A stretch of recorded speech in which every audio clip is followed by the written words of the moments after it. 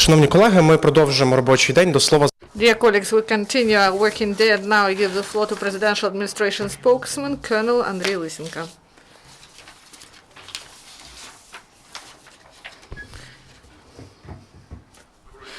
Good afternoon, dear colleagues.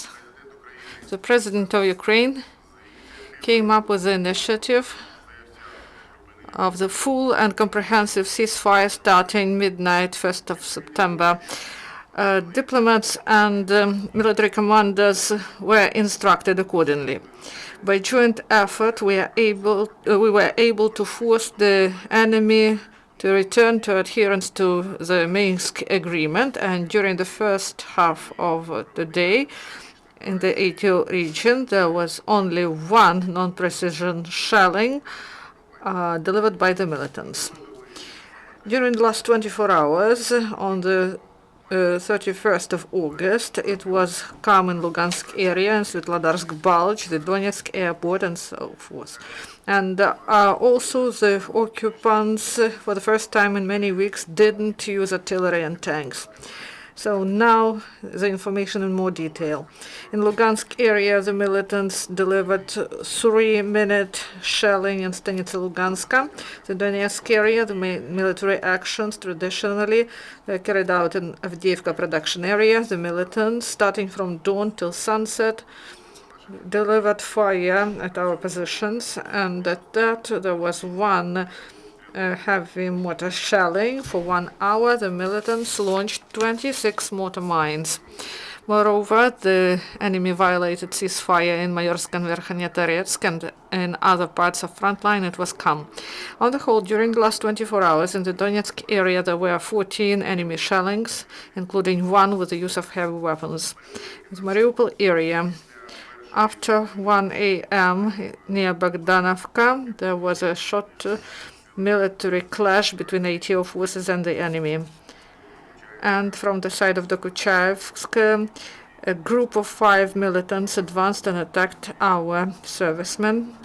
In the result, the enemy was repelled. In Starognatovka, there was shot mortar shelling delivered by the militants, and also the occupants violated several times ceasefire on the front line in Mariinka, the Kuchayevsk, and in the area of Pavlopol-Shirokino.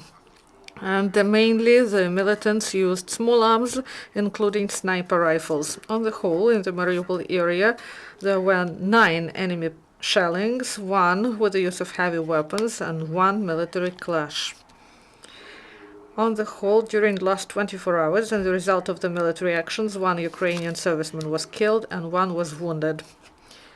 We express our condolences to the relatives of the serviceman who was killed.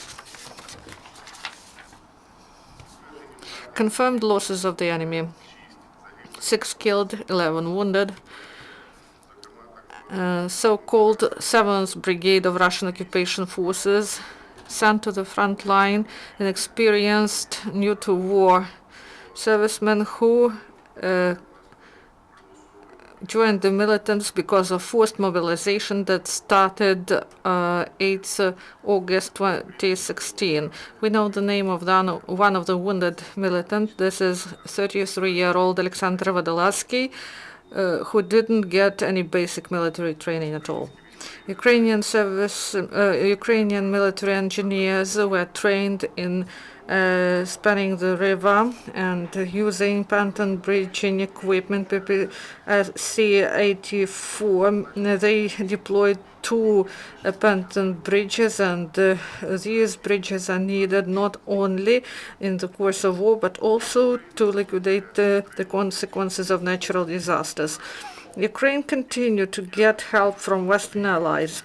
These days, armed forces of Ukraine got 1,000 night vision equipment from the United States, and also the same number will be provided in the nearest future. Starting 2016, the USA provided to Ukraine international technical help for the sum of $62 million and humanitarian help for $7 million.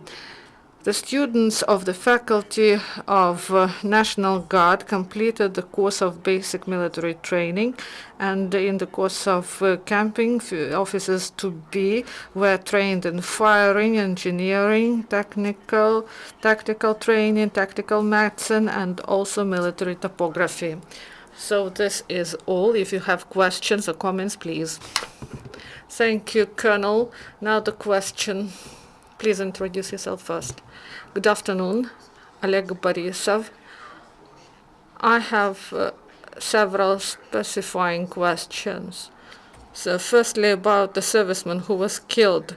Could you please tell us who he is and where he was killed? This is first. The serviceman died near Bogdanivka in the course of military clash at night. One more specifying question. There is information, and yes, said that there was a brief shelling delivered by the militants today. There is information that the militants shelled Pisky this morning. Is this true? What is your version? The information was provided about non-precision shelling. Yes, there was. Where we don't have information. And about Stanitsa Luganska, there is information that yesterday there was a military clash. Is this true? Whether there was a military clash? This is not a version. This is information we got, yes. In Lugansk area, as I said, there were shellings.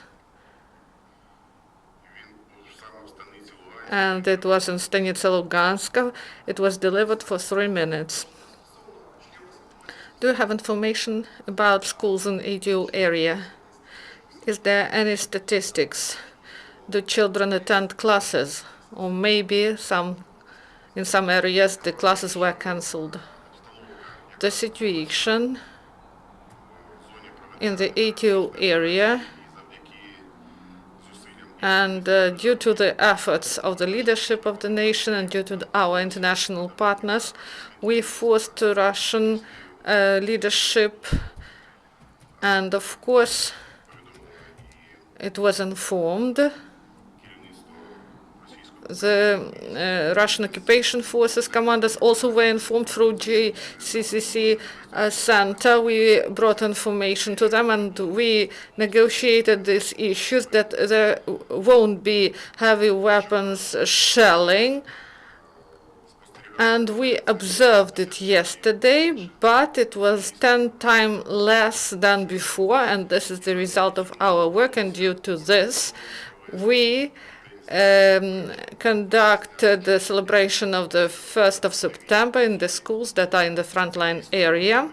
This is a great achievement that our school children went to school without threat to their life. They started the academic year. Thank you very much. Do you have other questions? If there is no, thank you and goodbye. Шановні колеги, Dear colleagues, our next press briefing is at 1 p.m.